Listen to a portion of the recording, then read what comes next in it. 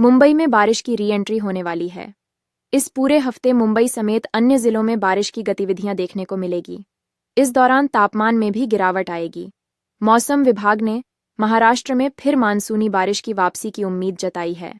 अंडमान के ऊपर कम दबाव क्षेत्र की वजह से राज्य में एक बार फिर आंधी और बारिश की संभावना है। इसको लेकर आईएमडी ने सोमवार और मंगलवार को ठाणे, रायगढ़ और पालघर जिले में येलो अलर्ट जारी किया है।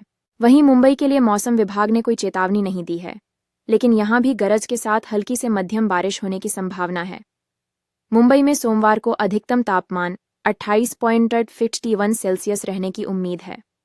मुंबई में रविवार को न्यूनतम तापमान 26.87 सेल्सियस और अधिकतम तापमान 28.71 सेल्सियस दर्ज किया। Thanks you for watching the video and don't forget to subscribe to my channel to stay updated on educational videos and other contents.